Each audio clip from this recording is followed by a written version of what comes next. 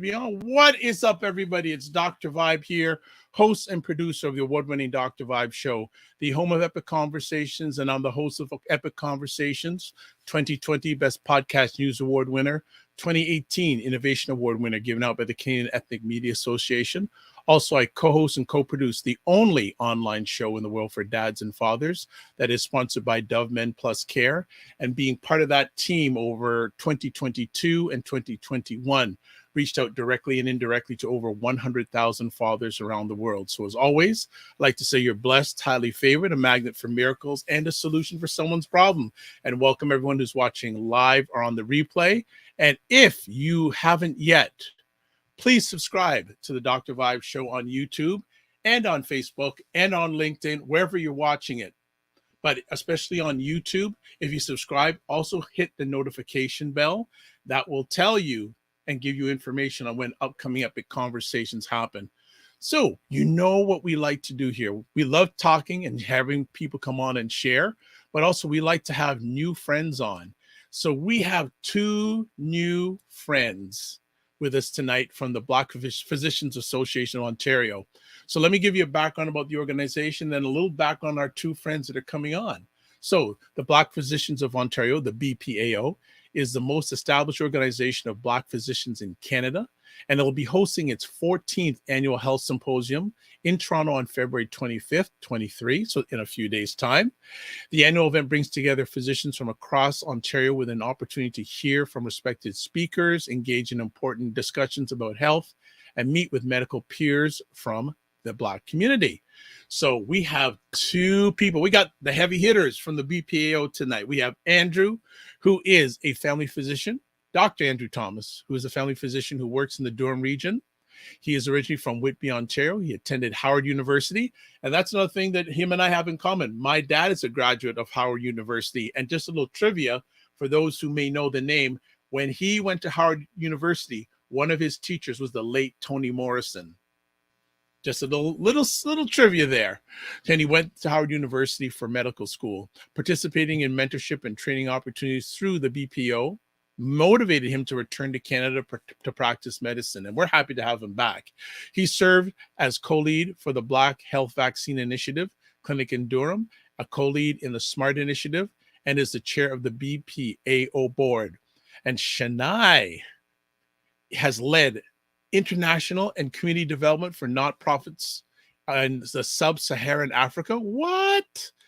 The Caribbean and North America. She's the executive director of the BPAO and is happy to support Black youth success, and rituals for discovery. She has extensive experience in research, leadership development, education, economic development, and nonprofit management. Wonder if she sleeps. My goodness. In her spare time, she is involved. She has spare time? Really? In her spare time, she's involved with projects for Rotary International and sits on boards, including the Meta Center. Her current work in anti-Black racism and public health inspired her to serve in the Born Health Equity Advisory Group. Wow. I'm just humbled to even just get either of these people on because they're just doing everything. They got it all going on.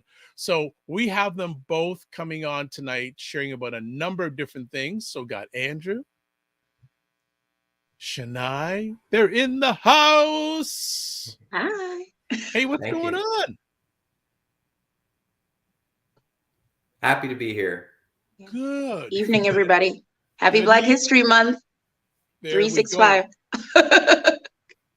All right. How's the day been for both of you?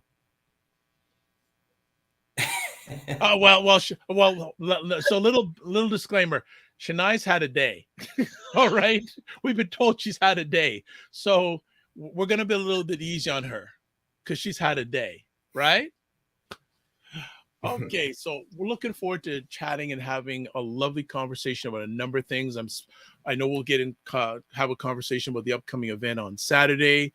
Also some of the community work, the general health and wellness you do, and also supporting of Black doctors and physicians. But our family would like to find out a little bit more about both of you. So like an old Queen Latifah song, we like to say ladies first. Chenai? Gotcha. Andrew, you didn't even have to volunteer me this time. All right. So great bio on you, Chenai. Can you share a little bit more about yourself? About myself, I am a daddy's girl, originally from Zimbabwe, just above South Africa, because most people don't know where that is. I speak Shona in English. I come from a diversity studies background, I'd say predominantly. And I would say my calling is that all people will reach self-actualization earlier on in life if possible. So right now I get to do that in all of my work, in all of my volunteering. I'm a Rotarian, service above self. That's me. Wonderful. Andrew, follow up. Thank you. What should I say? So that was a good intro. Thanks, Chennai.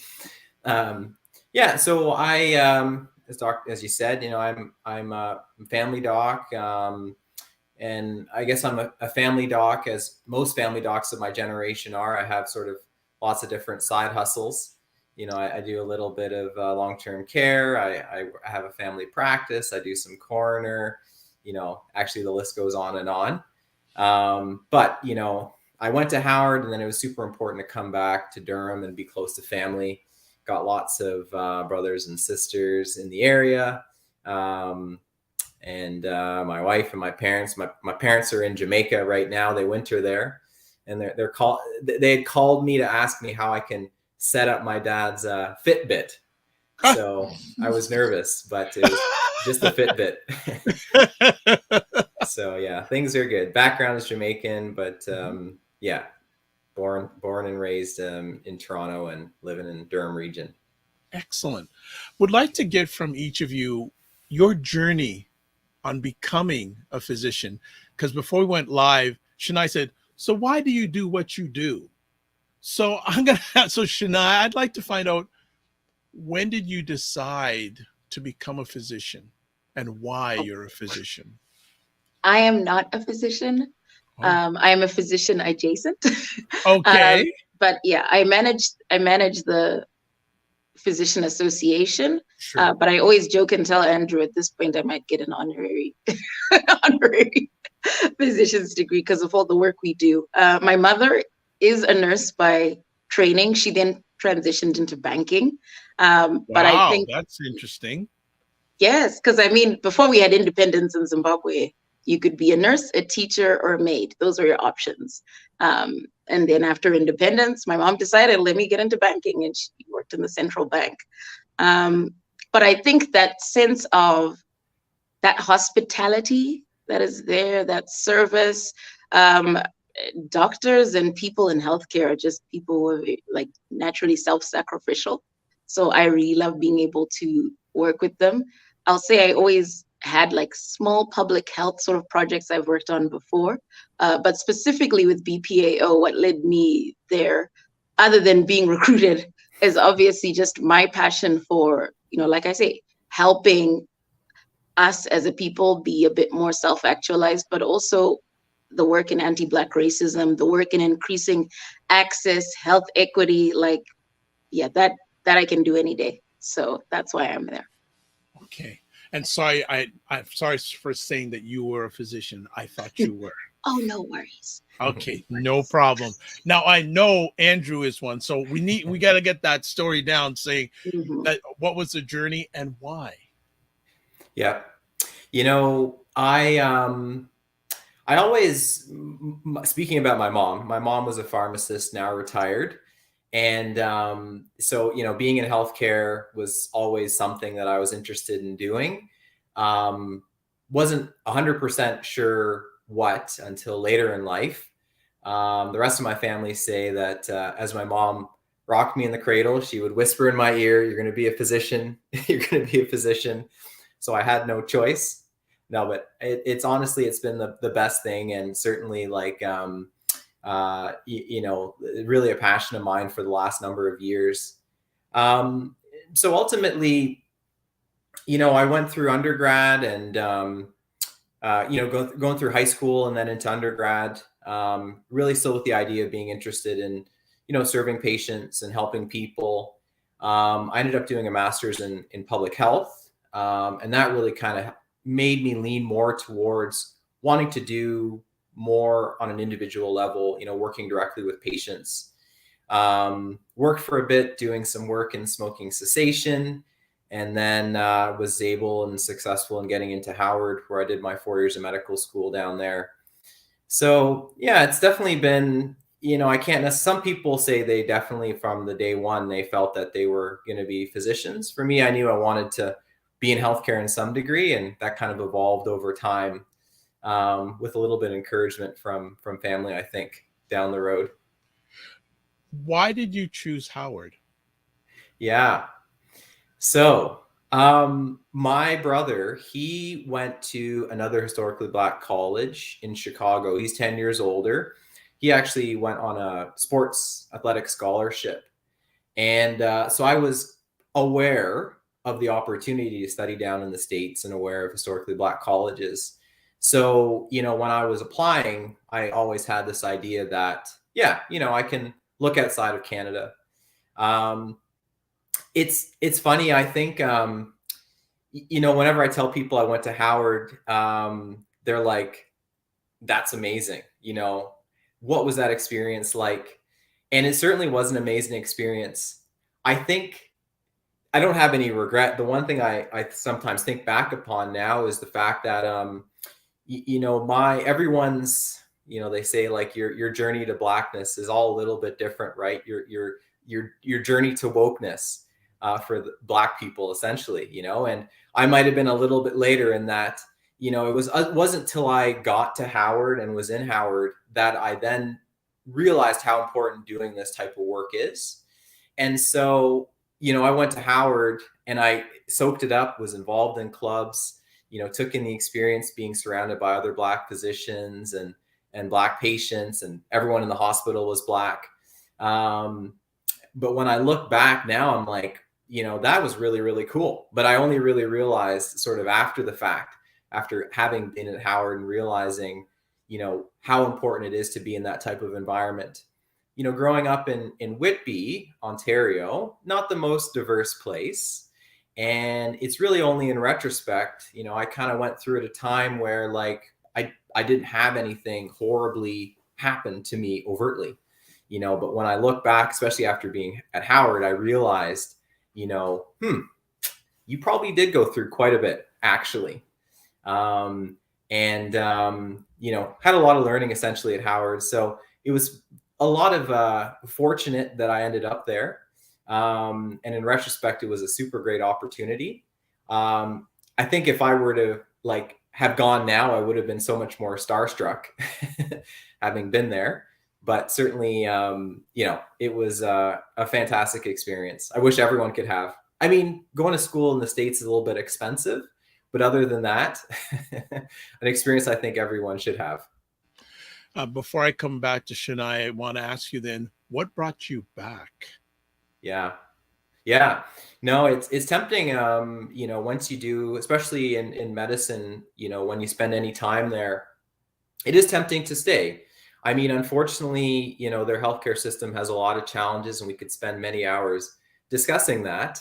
But as someone like, as a physician, the money they spend on healthcare opens up a lot of opportunities for just lots of fancy things that, we may not have the same level of access to here. I think the American healthcare system is like, do everything possible for an individual if you have insurance. Whereas here we have definitely more of a, sort of a broader perspective and treating the whole population. So there's a lot of investments that go into unique niche things in the States. And so it's an exciting place to be. Not that Canada isn't too, but a lot of people who go down there end up staying there. Ultimately, family was super important to come back and be here. And then also, I did feel that it would be nice to have some impact being back at home.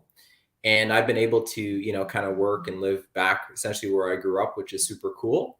I went to, where I did my training as a family medicine resident was where my mom took me to, grade 9, take your student to work day. So that was kind of cool to go full circle. Very nice. Good stuff. Chenai, I gave you a break. So coming back to you, what brought you to be part of BPAO? What's the story there? Well, I think when they had a recruiter reach out, for me, it was obviously just the interest, right, in the public health potential. I loved, like, when I was reading about them, just the history, the wealth of knowledge of what's happened before. I think BPAO used to be called Abyss in the 80s, and the physicians who founded BPAO also then went on to also, found places like Taipu Community Health Center. So it wasn't just a collection of doctors, it's literally doctors who are connected to community and really care about community. I mean, in many places, people don't talk about doctors as people who care about the patient as a whole person. And I think that's not true for our physicians. Our members are so involved, so plugged in. I mean, we have some in Ottawa doing like free wellness days for people without OHIP. Like you don't have to even question why they get up in the morning. And so for me, being part of all that, being plugged into all of that and trying to enable them, but also have a more enabling environment for those coming after them, I think it was an easy sell. I am not exaggerating when I say that the work that BPAO does is definitely not just shifting the face of healthcare in Ontario, but the health ecosystem, because we're in all these different places of influence as well. Yeah. Andrew, what brought you to BPAO's doorstep? Yeah, I I told Chennai before, so kind of funny, I guess. Like it's almost as if I had no choice. It's just all these different interactions over time. Like, when I was in undergrad at University of Toronto, my landlord, who is and was, has been a longstanding member of BPAO, told me, "You're coming to this event." I didn't know what it was. She promised me a good lunch, and so I came. And now I realize I went to the symposium back in whenever that was, 2010 or 11 or something like that.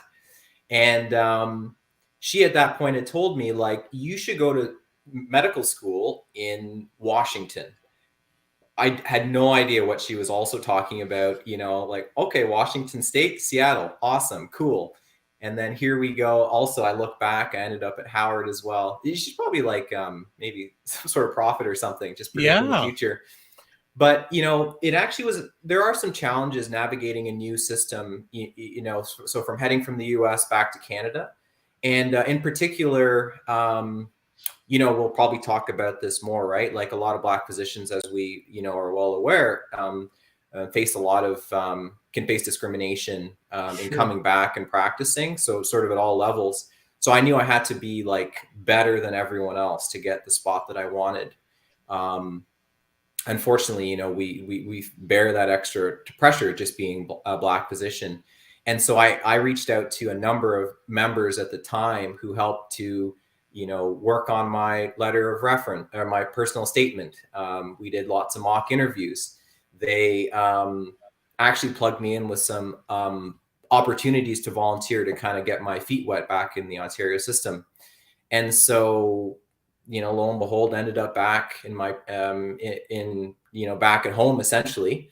And just really felt that just can't have to reach back and help out, and ended up essentially working my way. I was sort of just involved in some committees and was for the vice president for a couple of years, and then the president when our past president retired her throne. So yeah, just a lot of different things over time ended up bringing me to where I am now. Excellent. Is that person who sort of was this prophet, are they still around today? Are they still with us? So I saw her at a couple of conferences ago. Nice. I'm sure still kicking around. Hope maybe I'll see her on Saturday. Fantastic. Yeah. For those who are watching live on the replay, I actually have the front page of the website up on the screen. So that's what it looks like. And I'll certainly put the URL address up momentarily. But leading into this, and there's a question here from Roger Dundas, him and his dear wife, Camille, run BuyBlacks.com, Black Canada's #1 online magazine. And I was going to ask next, what does BPAO do? And this question came up. So what does the BPAO do? And also, do they assist in Black Canadian families to get family doctors? Ladies first. You're something else. Okay, so that is singularly the question we are asked the most about, obviously having like almost, I guess, like a Black family doctor directory. Yeah. I would say that we are not yet at a point to do that because we do need more members.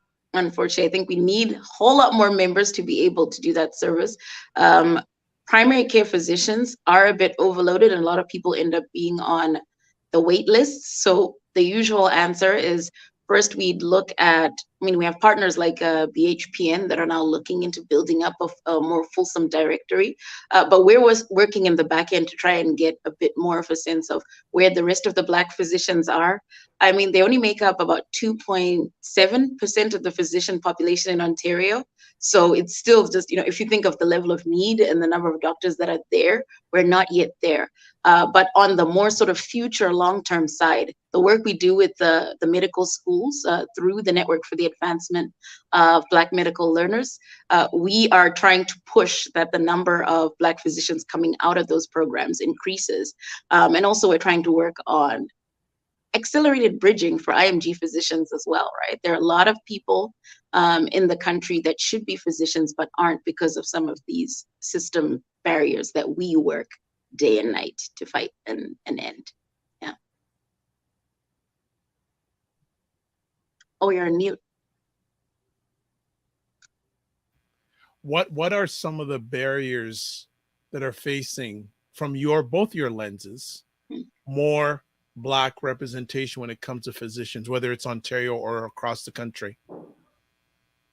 Andrew, I think you should start this one and then I can finish. Sure. And it kind of aligns with all the work that BPAO does. So part of our work is with in the pre-medical space. So if you think about, there's so many projects that we've worked on in that area, but just one in particular was a project called Price of a Dream, which was just looking at all the costs associated with not studying medicine, but just applying to medical school. It's expensive to apply, and it's much more competitive than it ever has been. And so working with some of our partners, thinking about the idea of a fee waiver for, Black students to be able to kind of cut some of the costs there, thinking about admissions at medical school, wasn't too long ago, I think it was in 2016, that one of our BPAO members, who's now a resident physician, was the only Black medical student at University of Toronto. Wow. There was only one in her year. And, wow. And yeah. she was valedictorian after all that, I'm going to say. But nice. Yeah. Good stuff. University of Toronto is a huge medical school class, and we've been able to work with them, and they've done a lot of great work too, just to not really nothing crazy, right? Just put Black representation on these admission committees. It's crazy to think, okay, well, let's just have a few Black faces, on a committee, and now they're looking at 20 plus Black medical students per year. Mm-hmm. You go all the way through, okay, some of the things that I went through, right? Applying to residency, still in this country, a lot of it is who more so than what you can do. And then, if, my name blends in, right? Andrew Thomas, all the time, my patients who I've met over the phone or virtually, they're shocked to see me in real life. But, at every step of the way in the process, right, by your experiences, by your volunteer opportunities, they know who you are. And if you don't look like the establishment, of course, there's the implicit bias there. And sorry there's just so many, areas to address when it comes to representation. That's one of the reasons I said beforehand, this is not a one and done. So if you ever want to come back, and I think it's a very important subject, not only for the physician environment, but just general. I'd love you to come back and we can have a more fuller conversation about that, because people need to know. Yeah. You know, the just the last bit I'll talk about too, and then of course the challenges as being in practice, right? You know, we had done a study, and I think it was in 2019, of our members, and more than 70% had indicated that, you know, they had experienced racism just based on, you know, the color of their skin. And these are trainees and physicians in practice, and so you think about, there's been a lot of talk about burnout in healthcare, whether it's in primary care or otherwise. And so when we think about, okay, yes, we have, you know, Black physicians, but are they able to continue to work to the same level? What are the fields that they are working in? And so part of our organization is, yes, we want to, we host these things, you know, we bring Black physicians together. We know that being connected is super important. This is why we're, you know, so excited about our conference on Saturday. It's the first in real life again after doing a couple virtually, but being able to connect is huge. I take it for granted going to Howard, you know, where, you know, so many of my classmates were Black, but for some physicians, if you come from Whitby or Bowmanville, you know, unless you're at this conference, you've never been in a room like this. And Wow. So, you know, many factors as to the disparities that we see in healthcare. And just the last bit, you know, about, I agree with Chenai, you know, we really are hoping to get to a point where we have, you know, like we found all the Black physicians out there in the province. They know the good word about what we do. You know, they've joined our membership, and then, you know, then we'll probably be able to, at some point, you know, in collaboration with our partners, be able to better serve the needs of some Black patients who are looking for a provider who looks like them, because we know that it has impacts on health. I just anecdotally, you know, when you see my practice in Bowmanville, I've actually had patients who've come from around the province, more or less, who've seen me. You know, they'll, you know, go to our website and say, oh, okay. And then they'll call my clinic. You know, I want to see this guy, because it's important for people. Yeah. Yeah. And so my patient practice is maybe a little bit more diverse than the next. And it's been a fantastic opportunity, but it also aligned it sort of with the time of me opening my practice. I think so many Black docs, especially in family medicine, are, you know, really stretched and full rostered. But it's certainly a goal that we like to be able to have, because we know how important it is for patients. Okay. Chenai, I don't know if Andrew didn't cover it all, but what other things does the organization do that we should know about? Well, I mean, I talked about Enable earlier, which is, I guess, more the academic education side of things. It's a critical program because you're getting deans and EDI leaders to say we're supporting, you know, more anti-Black racist work in medical schools and curriculum and all these things, like Andrew's covered. But we also have a community facing lens. During the pandemic, our partnership with the Black Health Alliance, we started what I think you mentioned it in Andrew's bio, the Black Health Vaccine Initiative. And initially what had happened was that just started with just the instant, let's react to what's actually happening in Black community with the pandemic, that we're not getting the same level of care and prioritization. Let's fight for that. And let's also have Black doctors be visible and talking to patients about their concerns about vaccines and everything else in therapeutics. It then sort of transitioned once we got to a place of, okay, vaccines have happened and some level of supports happen. We actually need to now think about recovery and rejuvenation after this, because the pandemic, I always say, is collective trauma that we still, I don't think we've ever fully realized the impact, right? I mean, we saw a Black community was almost like double or triply affected as far as fatalities through COVID. And this is research that only came later on. So I always say, I think if BHVI didn't exist, I don't know what the situation might have actually looked like. So there's a lot of that community response energy. Now it's morphed into the Black Health Wellness Initiative. And so what we do is a combination of, I mean, one of the things we had was also Black Vax Facts, which was a partnership with Scarborough Health Network, where people could pretty much call in or email and ask questions of a Black doctor. So even though, like I said, we don't have the resources to be able to have everyone have Black family doctors, people could ask questions, right? And at our wellness fairs, we make sure our members are present and they're able to sort of answer clinical questions. But I think one of the big things that have happened in the wellness clinics and the wellness fairs is you get lots of questions about how do I advocate as a patient? What do I need to know about cancer and all these other diseases that, you know, disproportionately affect our community? So BHWI has many, many different arms of intervention. At the symposium, we might talk a bit about it, but we do also have Black Health Talks. So every month we are looking at topics about what is something that is affecting our community that we need Black doctors to speak into.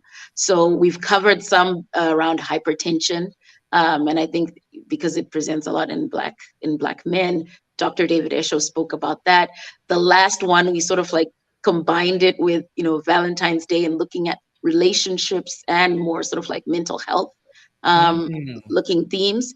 We have one coming up with one of our board members, actually, Dr. Majula Mole, talking about more of the breast cancer screening. She's part of an amazing initiative as well called Stage Zero, where, you know, Black women basically get to put on almost like a prosthetic, like a bra that would look like what your natural breast would look like, so you know what all the stages of cancer look like on your breast. Just really innovative ways to look at things. And we also do fund a bit of sort of member projects in community as well. There is Choices that's looking at, you know, the hypertension in patients at Taibu. DICE is a diversity and inclusion in cardiology education project. We support mentorship of physicians.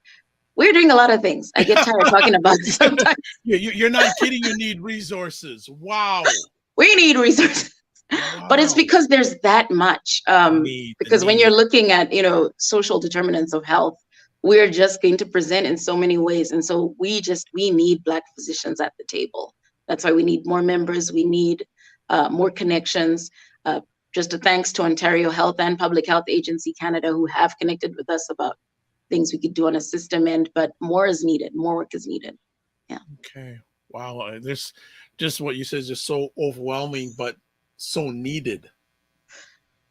And before we get to the symposium, and I know you've talked about it from both your lenses, though, how has the environment for Black physicians changed since the pandemic?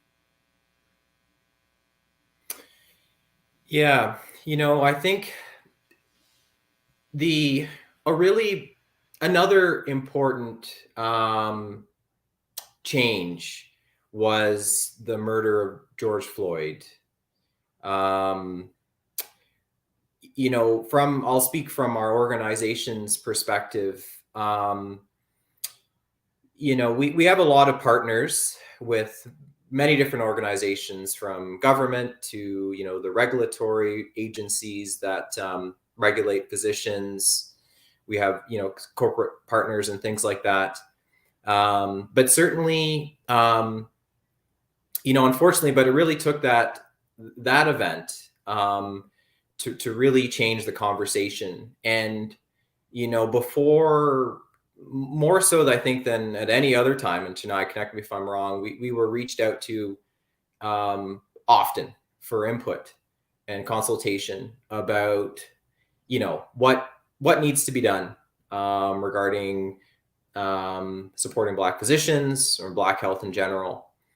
And that was layered on top of the pandemic, of course. And so, you know, I think right away, being a physician organization, and, you know, all the things that Chenai mentioned, you know, we're small, you know, small but mighty.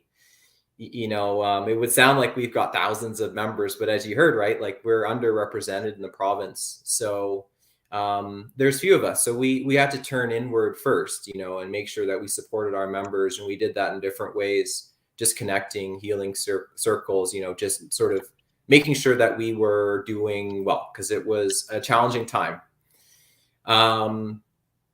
But, you know, we seized opportunity, right? You know, people were willing to listen, we took that and we said, okay, let's, if you really actually want to support the work we do, support us. And so that we were able to get funding, and we use that opportunity to be able to really promote Black health, and also, supporting physicians. So really there's been a huge change, 2020 to now, unfortunately driven by those two, awful events. And there's many more that still happen, but that certainly was a major turning point, and it's allowed us to do a lot more. It's unfortunately through those circumstances, but we really, we knew that we had to capitalize on this crucial moment to be able to do the work we're doing. Chenai, anything you want to add to what? You're on mute. Andrew? No, I'm not. Oh, I'm here. Chenai? maybe we lost her audio. I think she may have lost her audio for a moment, because you can hear me okay, Yeah, Andrew? I can hear you. Yeah. Yeah. Okay, so while we're getting her back, I would like to say, so let's transition to what's happening on Saturday. Yeah. So the symposium, can you give us a little background on this event before we get to the actual event on Saturday? Yeah.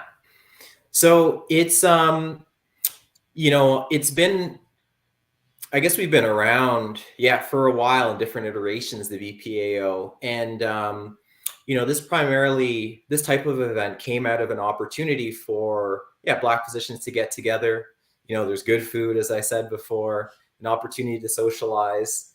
And then, so importantly, now we are able to offer physicians, some medical education.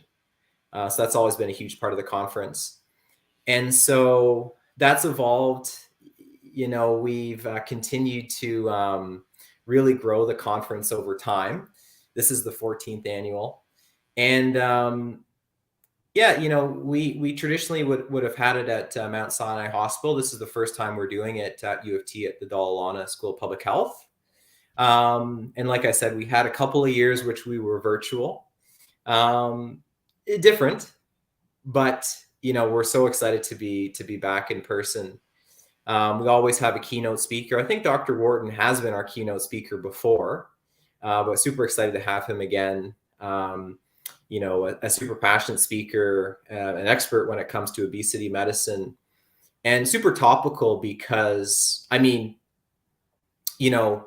obesity has always been an issue that affects all populations, and there's disparities there as well. But there's been a lot of talk, especially recently, about some of the new therapeutics and medications that are available.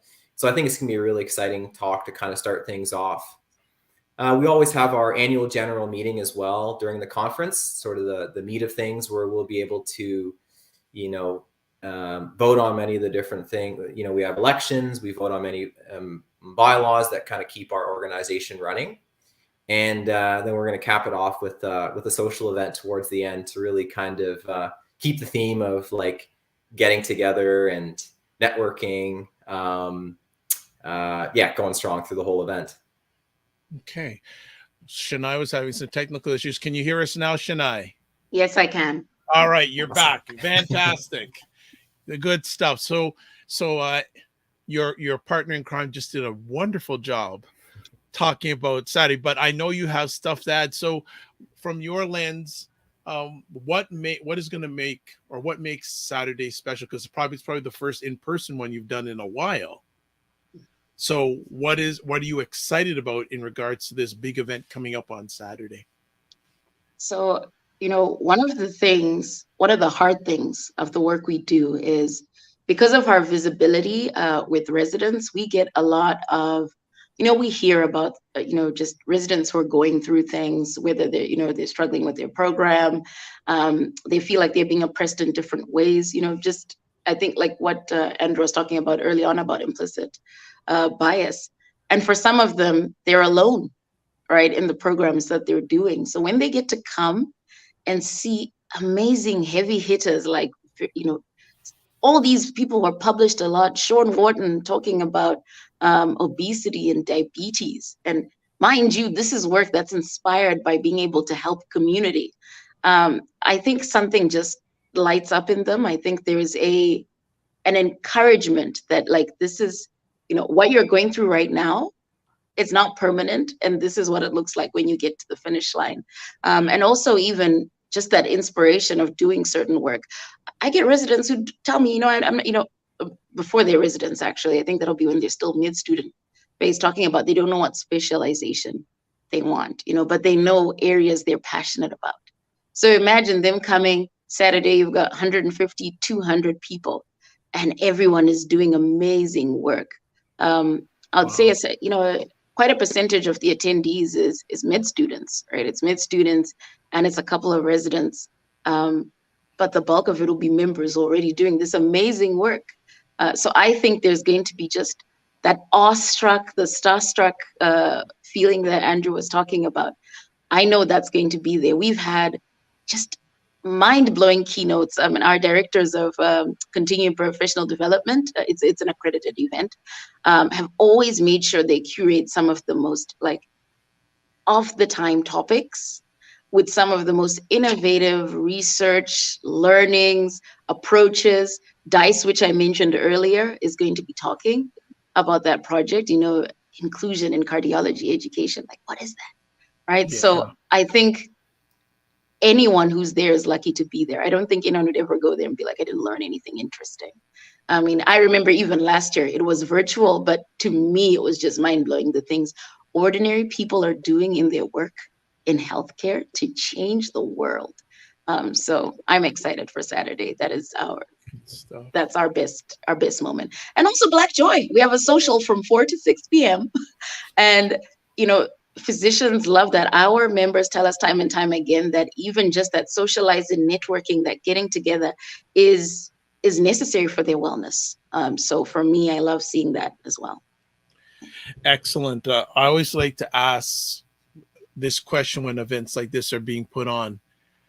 How much work has it taken to make this a reality, especially coming from a virtual event now going back to face? When did you start the work to make Saturday a reality?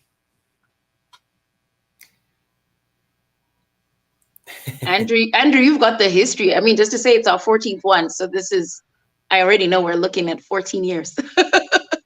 But what I'm asking, Patricia, is this the first face-to-face one in years, and like all the planning, because it was something that was taken away from you.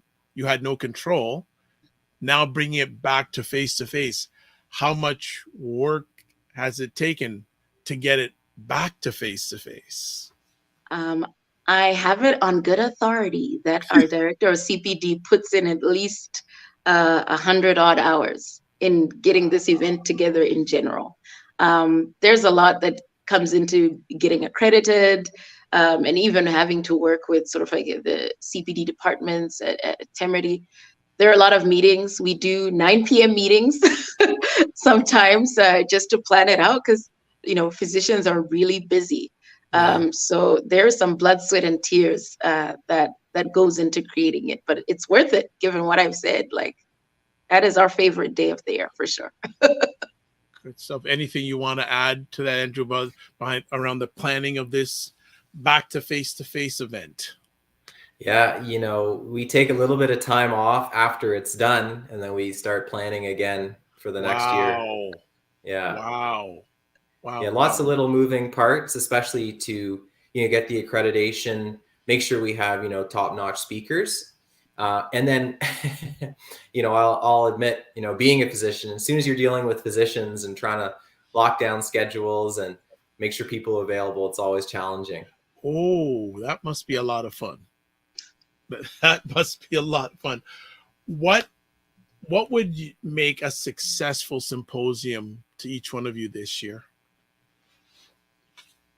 Ooh, well, for me, I think definitely if everyone's able to make it, if as many of our members are able to make it, and as many Black physicians that aren't members yet who don't know about us, if they could make it, I think that would be just gold, because we're trying to connect with them as much as possible. It's hard to find them, and so if they can find us, that to me is more than a win. Andrew. I would agree. And, we also, community members as well.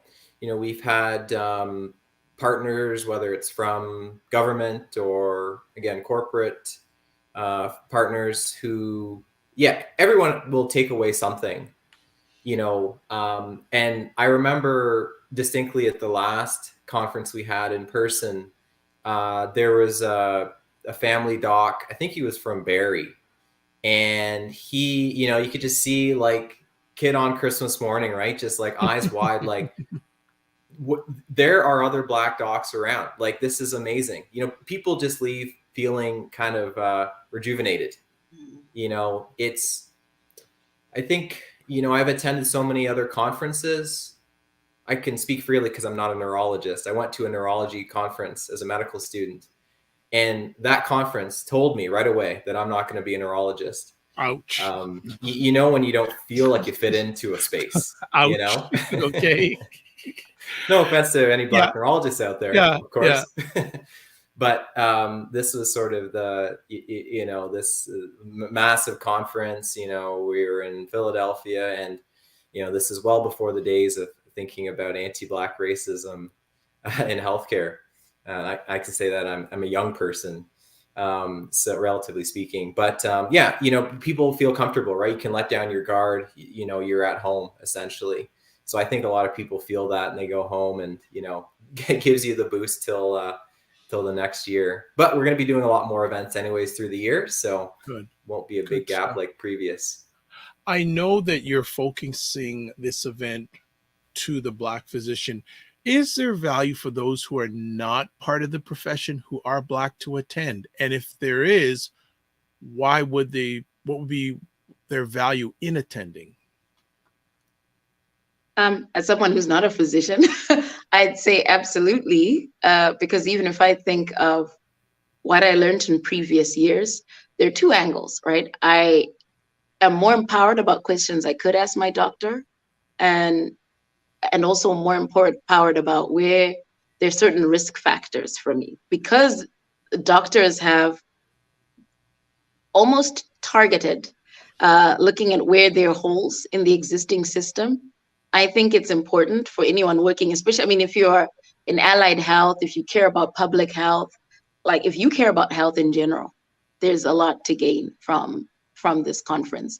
But I also know that we get a couple of people who, they also come because they still want to be able to connect with some of the specialists for their own reasons, right? So if you are in a space where you need to connect with people in the health sector, it's a great place to go, because we've got enough years under our belt that it's a good event to come to, just to connect with people, right?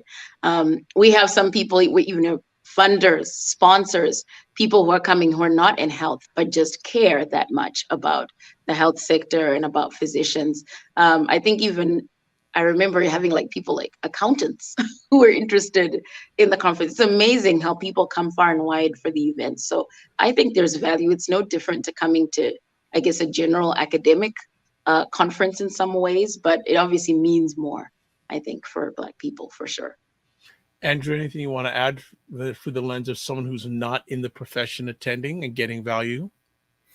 Yeah, I think, I would certainly agree. The other thing I'd add is, because our organization represents all physicians, so family docs, but including specialists, the talks tend to be more, we're not going to spend, hours talking about X diabetes drug. There's sort of broader topics that tend to have a public health sort of perspective on it. And there's lots of discussion generally about, things that affect Black people. So, we keep it sort of broader to appeal to, a broad audience for that reason. And so whether you're in medicine or not, especially, and whether you're Black or not, right, we can't do a lot of the work we do without allies. We're especially as you go up the tree, you know, there's fewer of us at the top, given the Black docs who went before people like myself. You know, they had so many other barriers that they helped to remove. So I was able to get to where I am. Therefore, there's fewer of them there. You know, our organization going forward is going to be a very young organization. If you think now, 20 Black medical students per year at U of T alone, when there was one, you know, there's lots of new faces coming through. So, you know, we at the top, you know, we need those allies. And so we make sure that, you know, it's a welcoming environment for all. And certainly, like, there's benefit for anyone who's interested in learning more about Black health. Okay.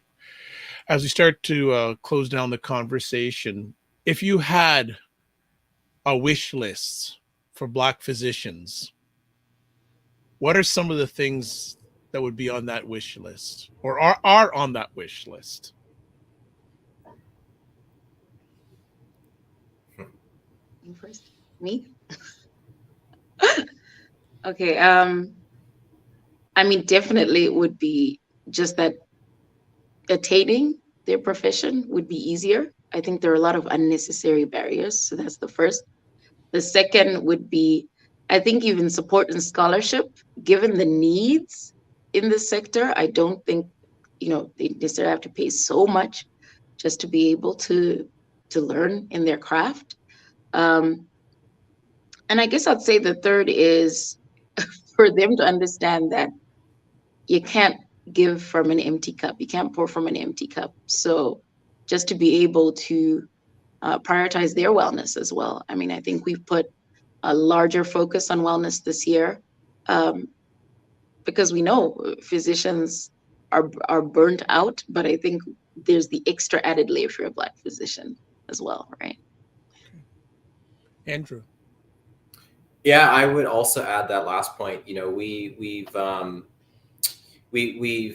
know, speaking to our members, we know how important wellness is. You know, all the challenges through the pandemic, all the challenges that folks face. You know, whether it's in the hospital or in clinics or otherwise, and yeah, we want to be able to provide more opportunities to connect.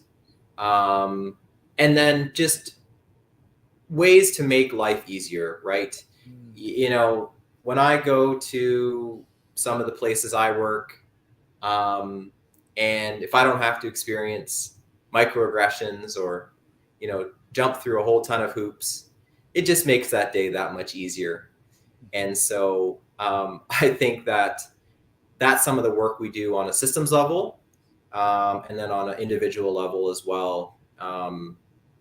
Yeah, just to make sure that, yeah, we really prioritize wellness. Okay.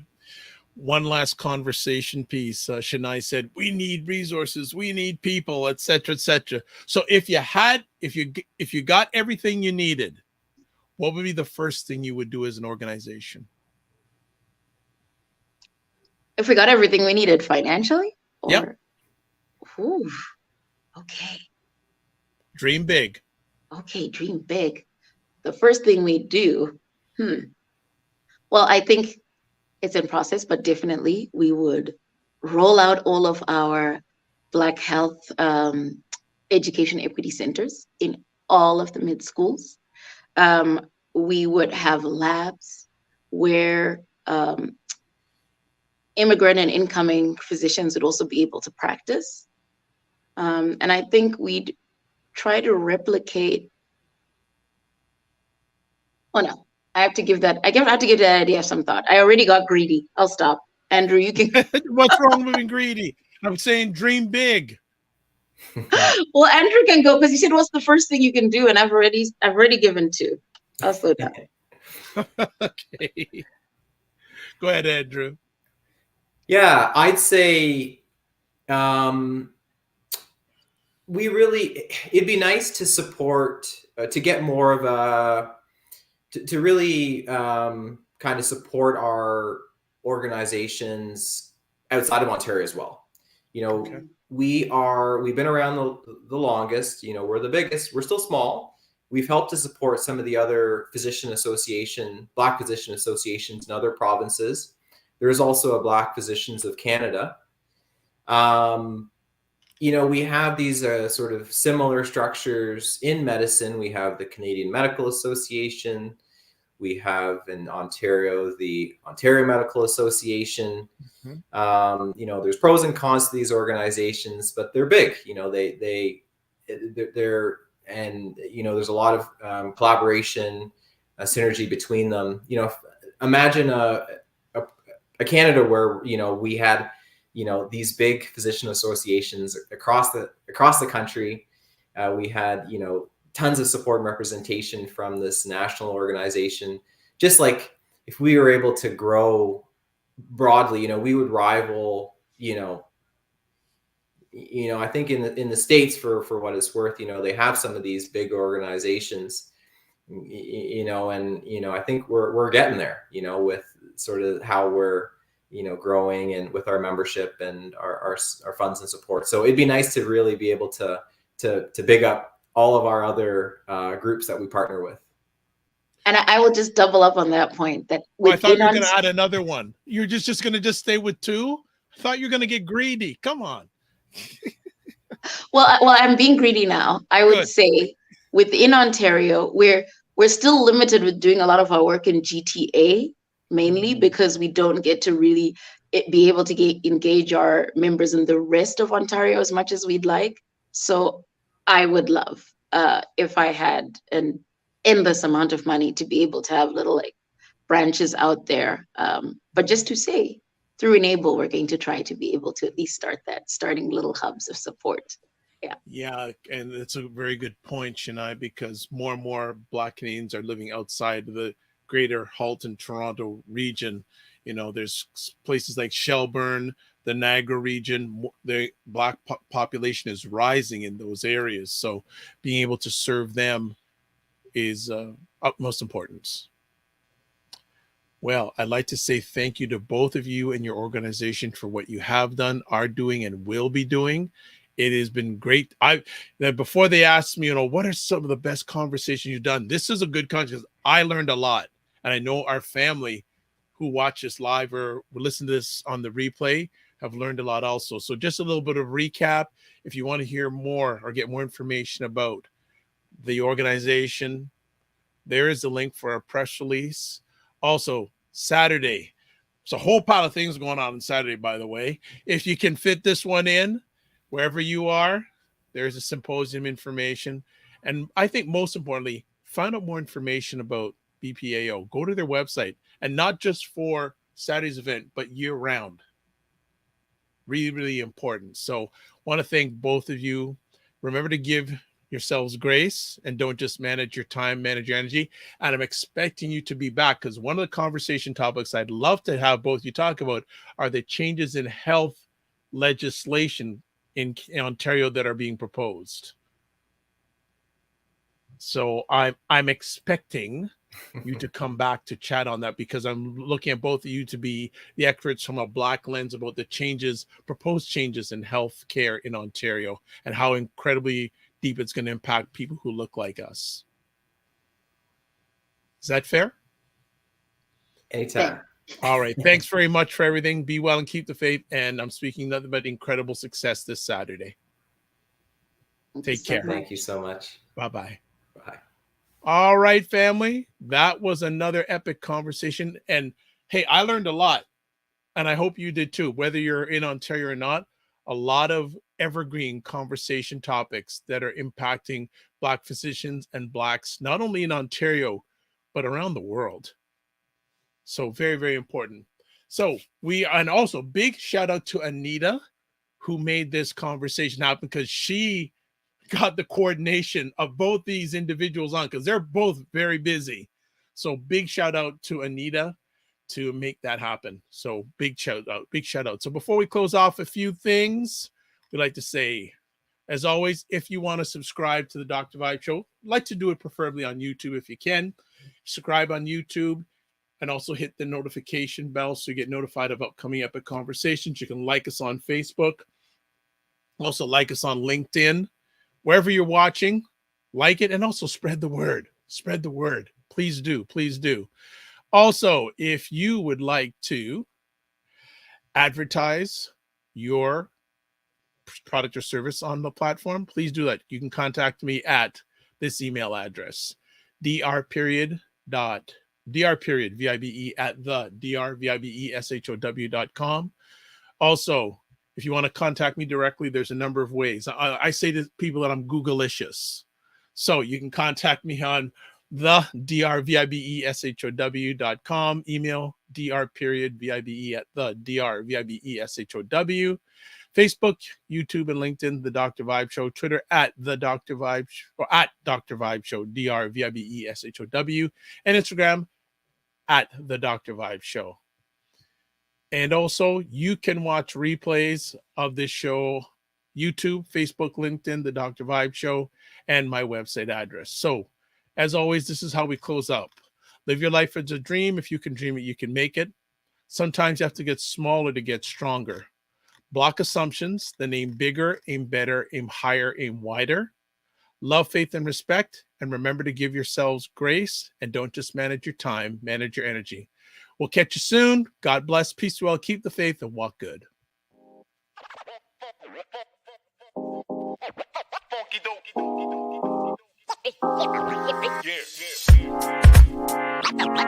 Listen.